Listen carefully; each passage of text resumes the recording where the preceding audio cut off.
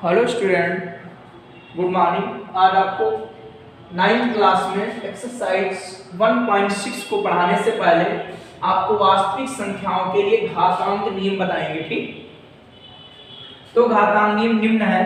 Number 1 तो ये कि a की पावर m गुणे b की पावर n, a की पावर m और a की पावर n आधार समान है तब ये आधार होता है। घातांक आधार समान होने पर क्या होता है कि ये गुणे में घातें जुड़ जाती हैं। ठीक, यहां पर ये एक रियल नंबर है और ये आपकी परिमेय संख्या है। ठीक,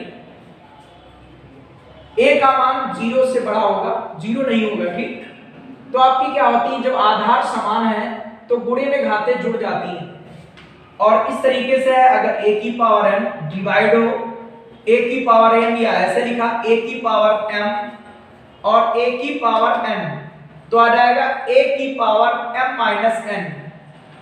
भाग में घातें घट जाती हैं। ठीक, गुणे में घातें जुड़ जाती हैं और भाग में घातें घट जाती हैं कब, जब आधार समान हो, तब ऐसा रूल होता है। ठीक, अगला नंबर आपका थर्ड क्या है कि a की पावर आपका क्या है m और बाहर लिखा हुआ n, तो आप इसको लिख सकते हो a की पावर mn, तो गुणा हो जाती है।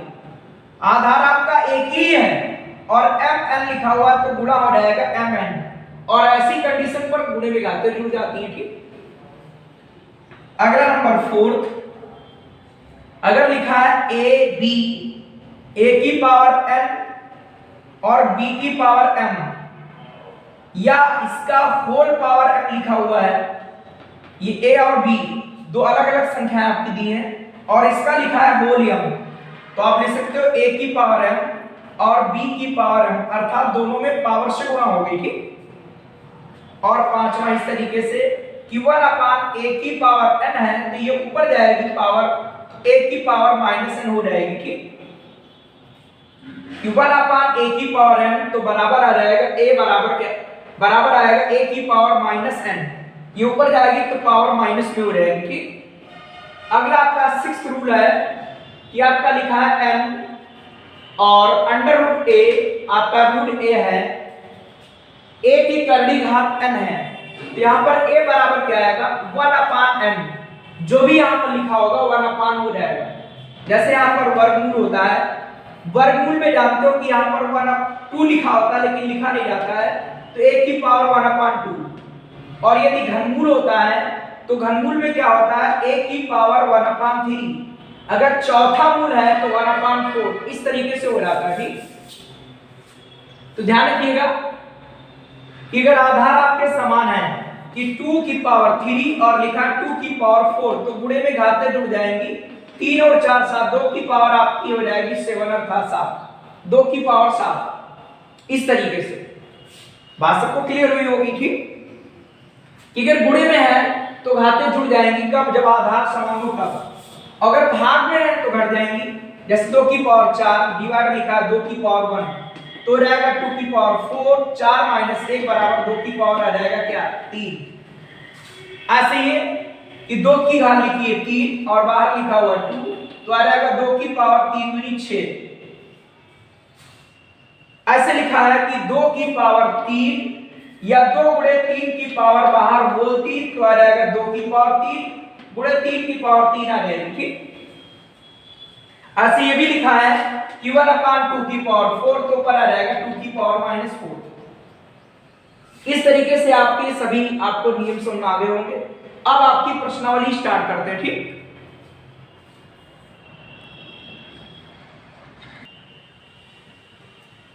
अब आपकी प्रश्नावली कराते हैं। नंबर 1, मान ज्ञात कीजिए। तो फर्स्ट पार्ट है 64 की पावर 1/2।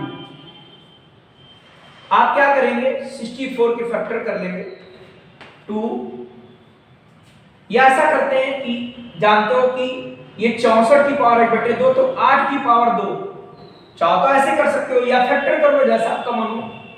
तो आप क्या करते हैं 8 की पावर 2, क्योंकि 8 64 होता है और 1/2 लिखा बाहर है।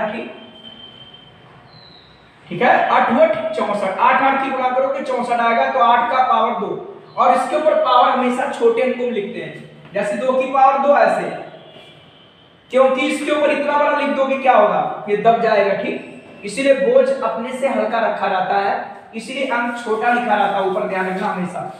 तो 8 की पावर 2 और बाहर 1/2। अभी आपने रूल पढ़ा था कि 1 की पावर m और बाहर लिखा m, तो बराबर क्या हो जाता है 1 की पावर mn। तो ऐसे गुणा हो जाएगी 8 की पावर 2 और गुणे 1/2, 2 कट गए, 8 की पावर 1 और 8 की पावर 1 का मान क्या होता है 8। इस तरीके से पहला पार्ट हो जाता है, ठीक। ऐसे आप दूसरा पार्ट देखेंगे कि 32 की पावर 1/5। अब 32 के फैक्टर कर लेंगे, 2 8 4 2 2 जा 4, 2 की पावर 5 और बाहर भी 1/5, इसकी मल्टीप्लाई करेंगे, भी रूल पढ़ा था कि 1/5, 5 5 कैंसिल, 2 की पावर 1 और इसका मान आता है 2। अगला इसी प्रकार अगला भी आप थर्ड वाला कर लेंगे कि 125 की पावर 1/3, तो आ जाएगा 5 की पावर 3 और बाहर है 1/3, 5 की पावर 3 और ये 1/3 3 कैंसिल, 5 की पावर 1 और 5 की पावर 1 का मान होता है 5। इस तरीके से पहले के तीनों पार्ट हो जाते हैं, ठीक। इसके आगे दूसरा क्वेश्चन कराते हैं आपको। और आपको दूसरे के सभी पार्ट आपको हम बताते हैं। पहला भाग है 9 की पावर 3/2। तो जानते हो ये क्या हो जाएगा कि 3 की पावर 2 हो जाता है और बाहर लिखा है 3/2। तो अभी सूत्र पढ़ा था कि इसकी मल्टीप्लाई हो जाएगी। बात क्लियर है कि नहीं? अभी आपको पढ़ाया गया था फार्मूला घातांक के रूल। तो आपका 2 2 कैंसिल, 3 की पावर 3 इतना बड़ा, ये छोटा सा लिखेंगे। अब 3 इंटू 3 तो आपका 3 3 9 3 27। पहला पार्ट इस तरीके से हुआ। अब ऐसे दूसरा पार्ट भी देखेंगे। दूसरा पार्ट 32 इसकी पावर 2/5। जानते हो 2 की पावर अभी 5 हमने बनाई थी, और ये क्या है 2/5, 2 की पावर 5 मल्टीप्लाई कराएंगे 2/5, 5 5 कैंसिल, 2 की पावर 2 बराबर क्या होगा 4। अगला आपका 16 भी देखिएगा, वो सॉरी थर्ड पार्ट देखेंगे। 16 की पावर 3/4, 16 के फैक्टर करेंगे 2 की पावर 4 आएगी और बाहर आपका 3/4 है। आप 2 की पावर 4 मल्टीप्लाई 3/4, 3/4, 4 4 कैंसिल, 2 की पावर 3 आप लिखेंगे 3 बार, इसकी मल्टीप्लाई करेंगे 8 आएगा, ठीक।